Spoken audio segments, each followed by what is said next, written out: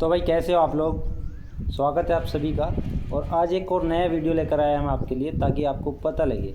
कुछ लोगों का बहुत ज़्यादा कमेंट आ रहा है, बोल रहे हैं भाई बिना कॉलम के हम कितना मंजिल घर बना सकते हैं।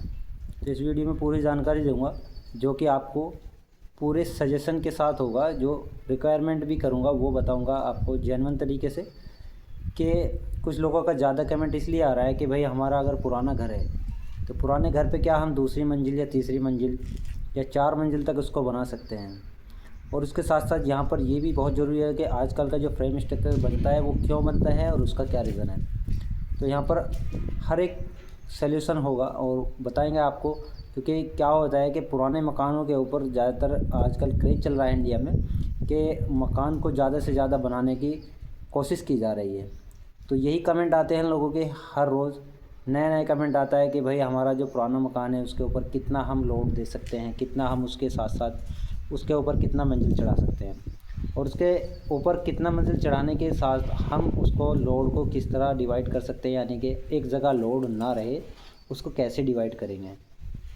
तो इस वीडियो में एंड तक रहना है आपको, ताकि आपको ये पता लगे कि भाई कितना लोड कब और कैसे कहाँ पर रोकना है आपको, और कितना आपका मकान जो बना हुआ है उसमें क्या क्या आपको फॉलो करना है, जिसके हिसाब से आपका जो 1 मंजिल या 2 मंजिल बन जाए और उसके हिसाब से आपको कोई लोड भी ज़्यादा नुकसानदायक ना हो। तो लोड इस हिसाब से होगा जो कि आपका हर एक मंजिल में कन्वर्ट रहेगा। तो शुरू करते हैं इस वीडियो को। तो यहाँ से हम बताते हैं आपको कि सबसे पहले एक अगर आप फ्रेम स्ट्रक्चर बना रहे हैं तो उसको बनाने के लिए क्या करना होता है कि कॉलम की पोजीशनें बहुत ज़रूरी होती हैं। फाउंडेशन सेटल ना हो, फाउंडेशन को अच्छे तरीके से भरना चाहिए, और फाउंडेशन भरने का तरीका भी इसी वीडियो में बताएंगे। तो सबसे पहले बात करते हैं पुराने मकान की। तो जो लोगों का कमेंट आता है उनका ये फर्स्ट सवाल था कि हमारा जो पुराना मकान है उसके ऊपर हम कितना मंजिला मकान बना सकते हैं। तो भाई अगर आपका पुराना मंजिल है, यानी 1 मंजिल आपका बना हुआ है, तो कुछ लोगों का क्या होता है कि बहुत सारे उसमें रिक्वायरमेंट रहती है। तो उसमें क्या करना पड़ता है कि हमारा जो अब से पहले जो मकान बना हुआ होता है, तो बहुत सी जगह क्या होता था कि पत्थर का फ्रेम स्ट्रक्चर बना हुआ होता है। यानी कि जो नींव होता था उसका पत्थर का बना हुआ होता था, और पत्थर के स्ट्रक्चर पर अगर आपका मकान बना हुआ है तो उस पर आप 3 मंजिल तक आप कवर कर सकते हैं।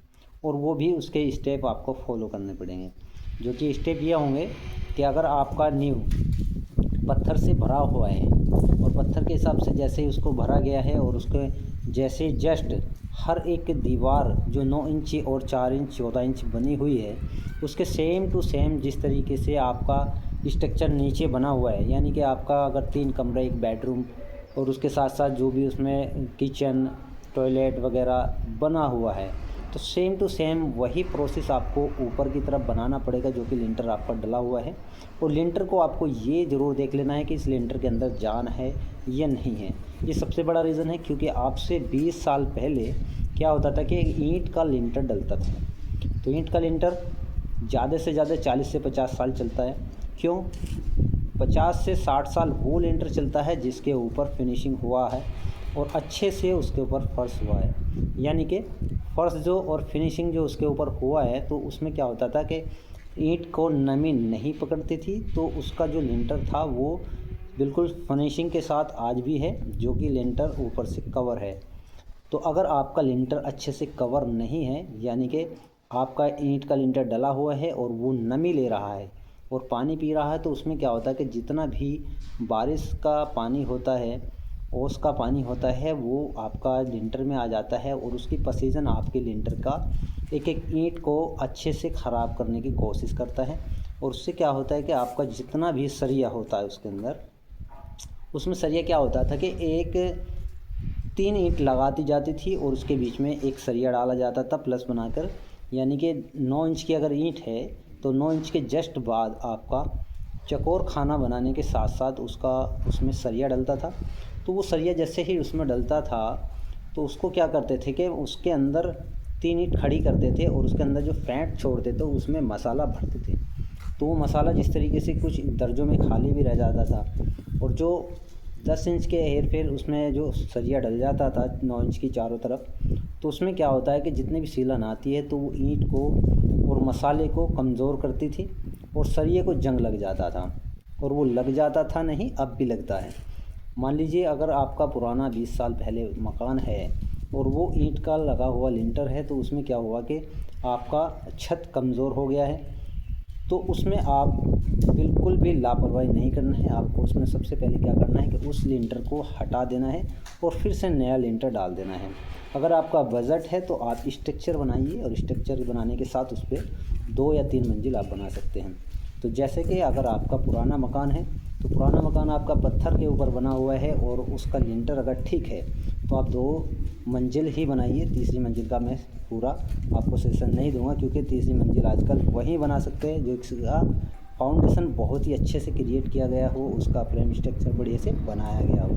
तो उसके लिए आपको क्या करना है, तो जैसे आपका लिंटर अगर जानदार है तो आप उसकी भी दीवार कभी भी लिंटर से अलग मत ठाइए।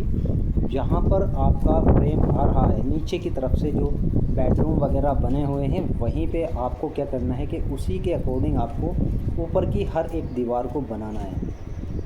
उससे क्या होगा कि आपका कोई भी लिंटर पर लोड नहीं आएगा, और उसके साथ साथ आपका जितना भी लोड आएगा वो पहले वाली नींव के ऊपर ही आएगा, और उससे क्या होगा कि आपका लोड बेस टू बेस आ जाएगा, और उससे आपका लिंटर में कोई भी दिक्कत नहीं आएगा। तो इससे आपको बचना है। ये आपको ज़रूर देख लेना है कि आप अलग से तो कोई स्ट्रक्चर नहीं बना रहे हो, यानी कि जो साइज़ आपका नीचे बेडरूम का है उससे अगर अलग आप बना रहे हो तो वो बहुत बड़ी गलती है।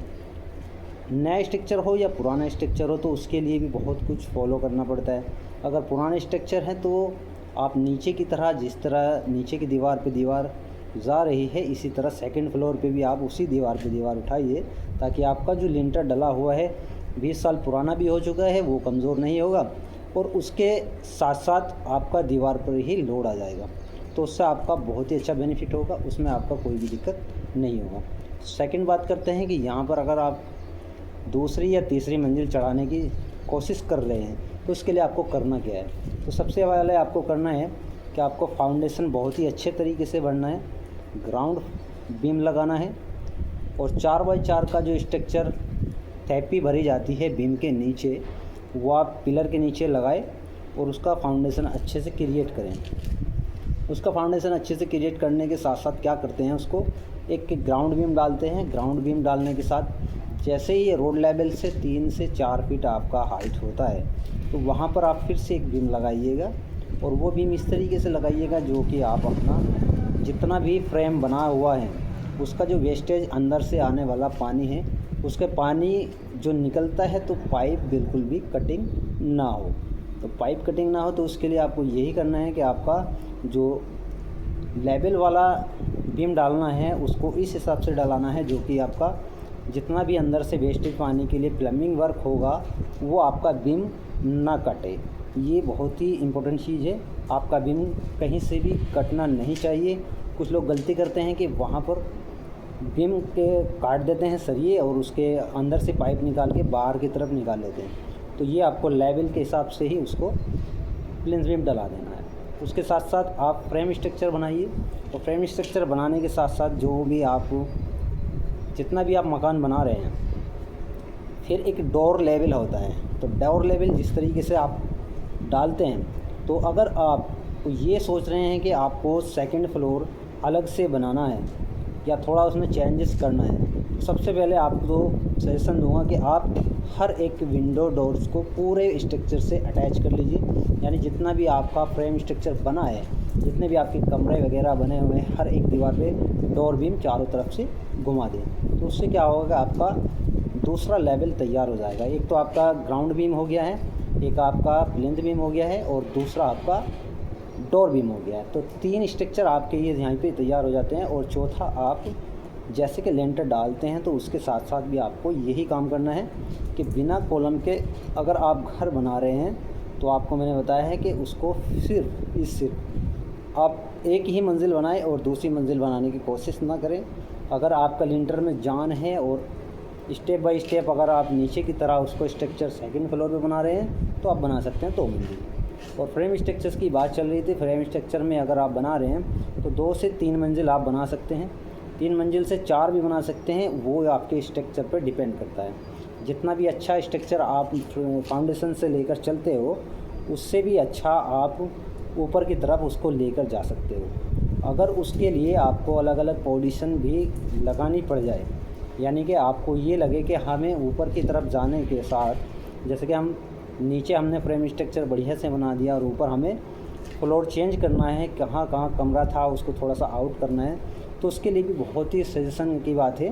तो वहाँ पर रिक्वायरमेंट करूँगा कि आप अलग से एक बीम डाल दीजिए, जो कि 9 बाई 9 का एक बीम होता है, उसको 8 इंच पर रिइंफोर्समेंट कीजिए और उसके हिसाब से उसका पूरा रिक्वायरमेंट बनाइए बढ़िया तरीके से और उसके ऊपर दीवार कीजिए, ताकि जो ऊपर की लोड आएगी दीवार की वो उस बीम को रोके और बीम का जो लोड होता है वो आपस में रुक जाए और उसमें जो आपका जिस तरीके से लिंटर है इस पर कोई लोड नहीं आएगा।